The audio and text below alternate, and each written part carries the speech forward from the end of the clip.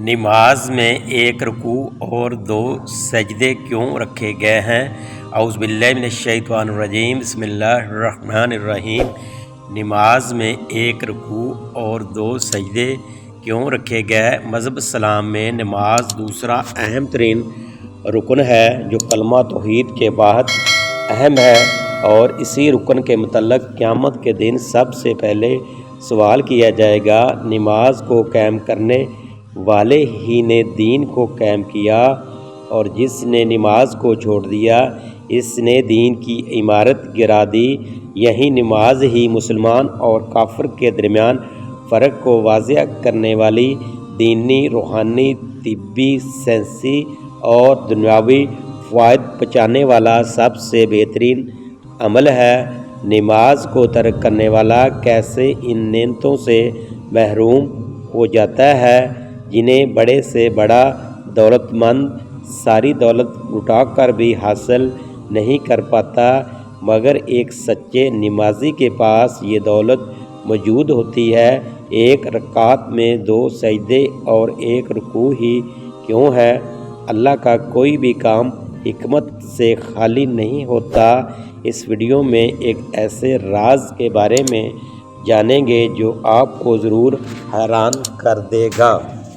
سفر و حضر کا مقام ہو، جنگ کا میدان ہو، بیماری کی حالت ہو، کھڑے ہو کر پڑھنے کی طاقت نہ رکھتا ہو تو بیٹھ کر بیٹھنے کی طاقت نہیں تو لیٹ کر، مسلمان چاہے کسی خوشی کی حالت میں ہو یا غم کی کٹھن مشکلات سے گزر رہا ہو، نماز قائم کرنا اس پر فرض ہے۔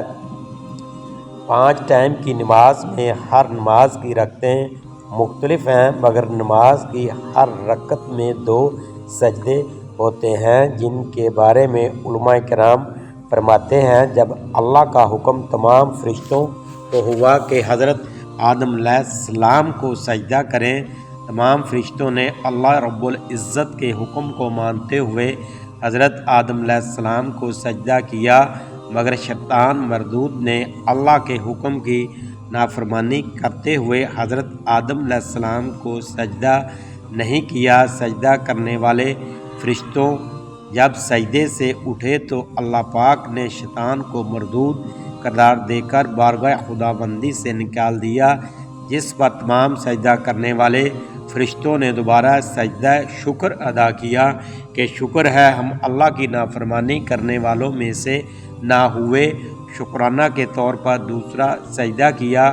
کچھ محققین کی یہ بھی رائے ہے کہ جب اللہ پاک نے اولاد آدم سے عہد لیا اور کہا یاد کرو اس وقت کو جب اے حبیب آپ کے رب نے بنی آدم سے ان کی پشتوں میں ان کی اولاد سے عہد لیا، اس وقت جب اللہ نے سجدے کا حکم دیا تو اللہ کے حکم کو مانتے ہوئے تمام مسلمان سجدے میں چلے گئے، مگر کافروں کو یہ دولت نصیب نہ ہوئی۔ مسلمانوں نے جب سجدے سے سر اٹھایا تو انہوں نے دیکھا کہ کافروں نے سجدہ نہیں کیا تو دوبارہ سجدہ ریز ہو گئے کہ اللہ تعالیٰ نے انہیں سجدہ اول کی توفیق دی، یہاں تک کہ نماز میں 2 سجدے لازم ہو گئے مگر رکوع ایک ہی رہا۔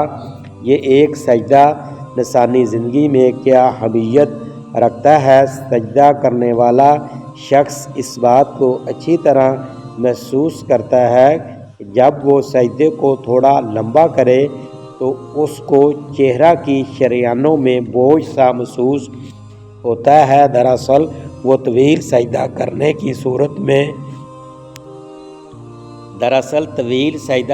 کی صورت میں خون کی ان رگوں تک سپلائی ہوتی ہے جو پمپ کے سر کے نیچے ہونے کی وجہ سے نہیں پہنچ پاتی۔ دنیا کا ہر شخص اس بات پر متفق ہے کہ انسان بیٹھا ہو یا لیٹا ہو یا چلنے کی ہی حالت میں ہو، اس کا دل نیچے ہوتا ہے اور سر یعنی دماغ کا حصہ اوپر ہی ہوتا ہے۔ انسان کے پورے وجود میں اگر مین حصہ ہے تو وہ دماغ ہے، اور اس کی رگوں کو خون مہیا کرنے کا ایک ہی واحد حل سجدہ کرنا ہے۔ اللہ رب العزت کے حضور 5 وقت سجدہ کرنے کی توفیق عطا فرمائے۔ سجدہ کرنے سے نہ صرف طبی فوائد حاصل ہوتے ہیں بلکہ نماز پڑھنے والے شخص کی زندگی پرسکون اور خوشگوار گزرتی ہے، اور آخرت میں جو انعامات اللہ رب العزت اسے عطا فرمائیں گے وہ مالک کائنات ہی بہتر جانتا ہے۔